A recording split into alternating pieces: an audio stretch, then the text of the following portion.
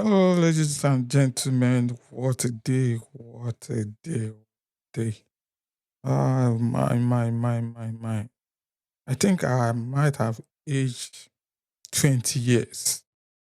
Being an Arsenal fan is not a joke. It's not easy. The game today was one of the craziest moments I've ever found myself. Just imagine nearly the win, getting the goal, and at the last moment, at the very, very last moment, West Ham equalized. At that moment, I felt terrible. My heart dropped into my mouth. And suddenly, we saw the replay and it looked like a foul. I was just praying, God, let this goal be ruled out. Let this be ruled as a foul. Oh, God. I was so weak and tired, and I said, oh, my mind. And finally, the sweetest word you ever hear was pronounced that this goal has been overruled. My joy was something else. I was going crazy. I was going mad. That is this our win? Is this cup finally coming after 20 something years? Can't even remember right now. More than 20 years waiting for this year, being called butlers. It has poking all sort of fun. I was so terrible that, oh my God, is this going to end in a draw? And Trossard finally popped in and scored a crucial goal. And as the goal was disallowed, I said, oh no, we are winning this. And on to the next one against Burnley. And I believe things will work out fine. Today, team didn't play so well. They started very good. They started well, but the problem, the issue was who? Not that person than Atita. To me, he ruined that game. Ben White injured, fine. Every the dullest person, the least fan or football fan who doesn't have any brain at all knew that the next person to fill in for Ben White was Mascara. And lo and behold, favoritism almost killed the game.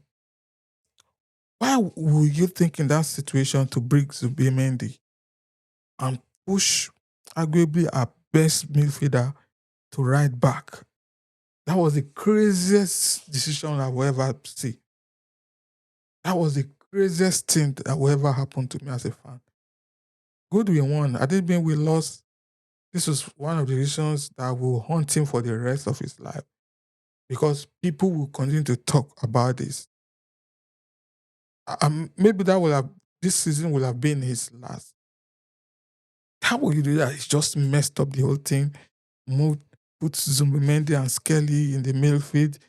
Moved Rice to right back. Oh my God, it was. And we felt okay. You have made a rendition, then change quickly. He didn't do that on time, and I was trying to make some changes here and there. I said, "Oh my God, this guy will never learn." Truly, you are in love with Zubimendi, but must he play? At this time, this team is playing so well. Skelly in the midfield. I think this should be the last time this guy will ever come in, except we're trying to defend a goal and maybe we're almost winning and we needed some to show up the midfield. But starting, this guy is exhausted. To be managed to just have his rest and get prepared for the World Cup. That's all I can say. How will you do that? This was one of the craziest things I will ever. Bottom line was this game was one of the craziest I've ever experienced. On the part of Mikel Arteta, he made a blunder by bringing him to be Mendy. It was fun at the end of the day. At least Arsenal are closer to winning the league, but that's a decision he should think about and never ever make again. So I still need some rest, but we'll do some real ratings and see how they fared. And uh, it was really really a tough one. So the first person will be David Raya. I give him a 9 because Arsenal simply would not have won this game if David Raya wasn't in goal. Had a super save from Castellanos because that that save was what gave them that win, no doubt. And they had a lot of saves, and it's it's been a wonderful goalkeeper right from time.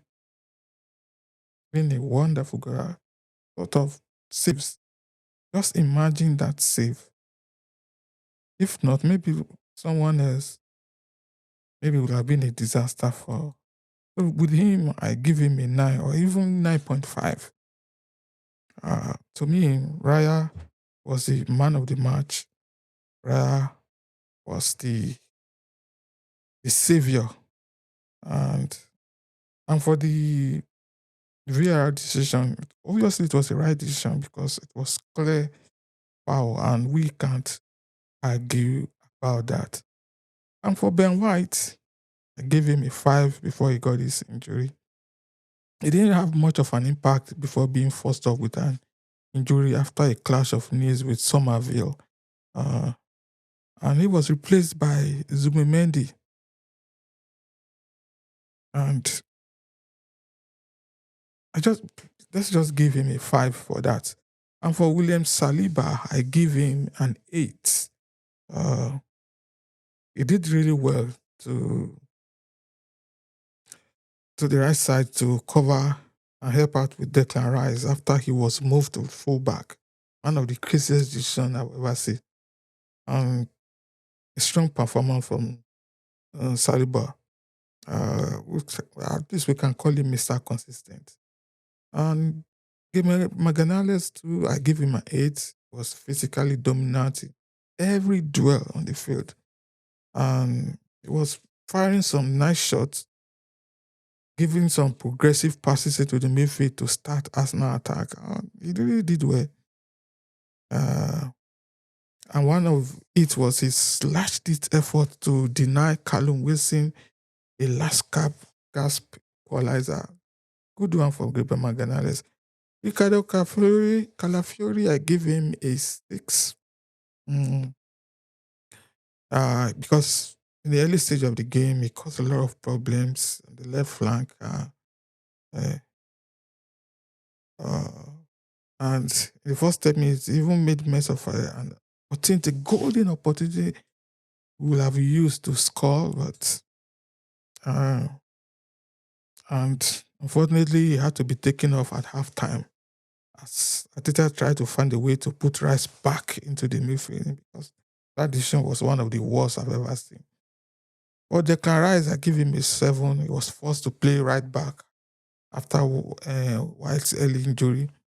And through that, Arsenal lost control when he was pushed into the defense. And Ateta quickly rectified that by returning Rice to the midfield uh, in the second half because that was normal thing to do. That would have been a disaster.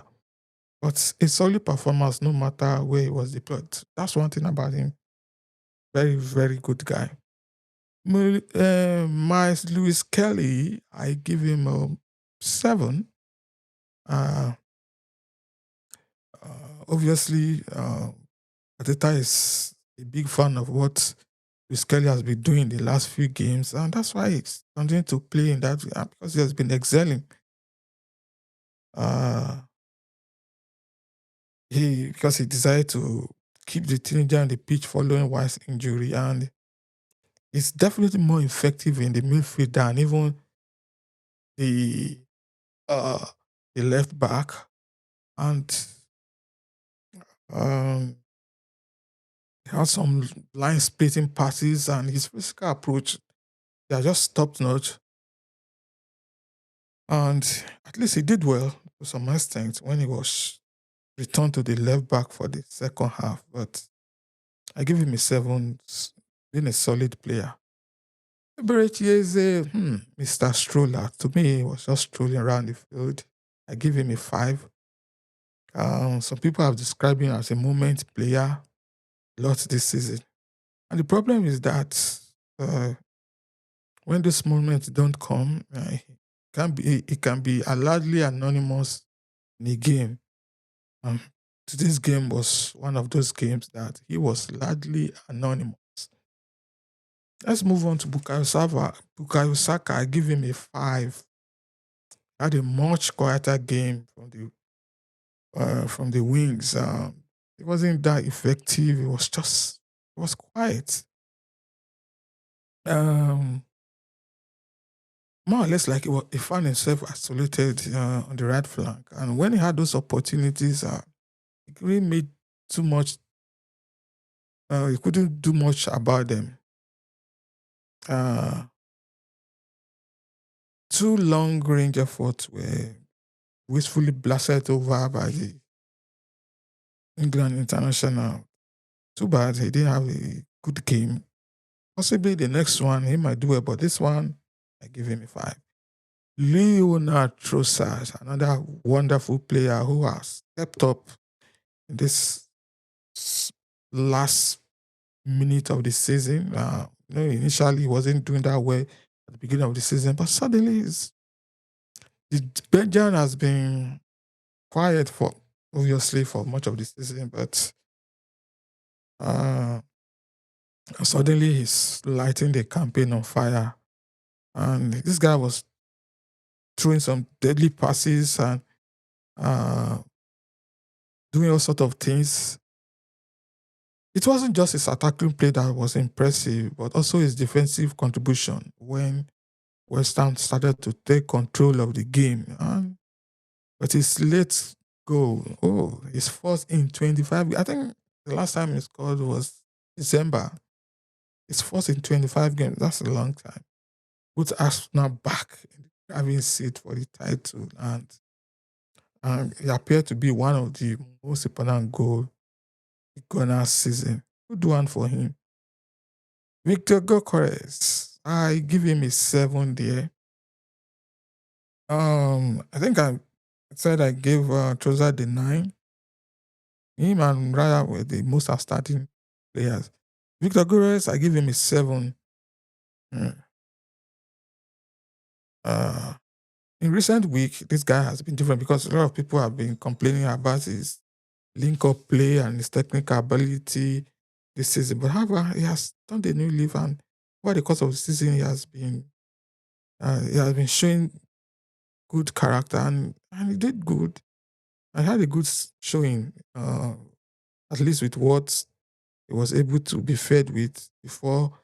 To me, Ateta messed up the whole thing. So Gokra is looking more comfortable with the ball at his feet and bringing his teammates in with the game. And it's a good one for him. He had a good game. I give him a seven. Martins, now to the substitute Martins Zubimendi. Oh my God, that guy, I don't know what the hell is wrong. I just feel he's fatigued, he's tired, he needs a rest. I think he should just come back next season or get prepared for Spain. I give him a four.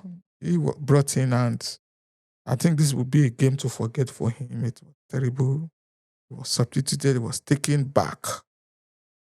God, I think on the whole, he only played 28 minutes. So I give him a four. He couldn't even dictate the midfield by himself when Rice was put at the right back and sort of mishit passes, and he let himself down, no doubt.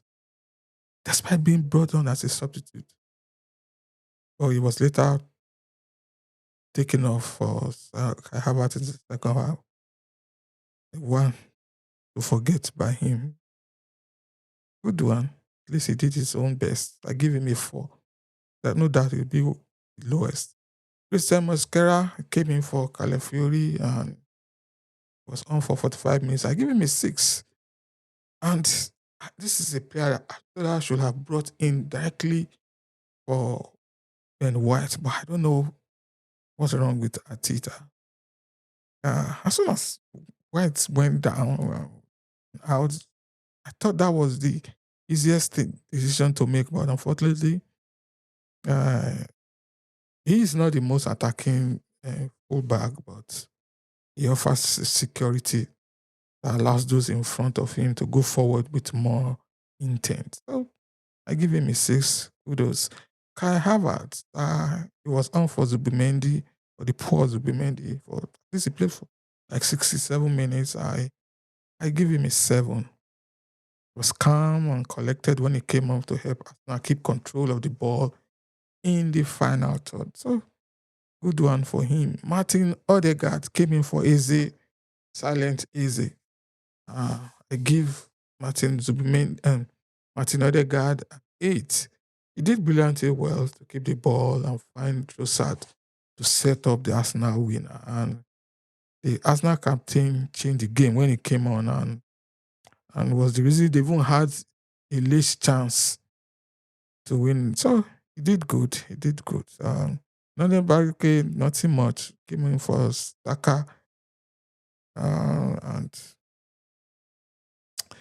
no, let's say he didn't do much. So I'll give him a five. I'll give him a five. And this game, very exhausting. One of the craziest game I will ever find myself watching.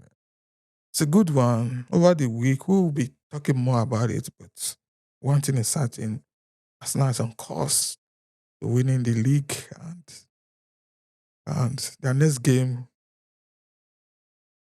will be on Monday against Burnley. And even though Burnley are down in the relegation zone, but that's not an excuse to just play whatever you want. This is the time to remain focused, and we'll see how they are going to do that. Uh, but it's been a crazy weekend, and time to go have some rest. What a game! What a game! What a game! Uh, just like Hatita said, that the VAR call uh, was brave.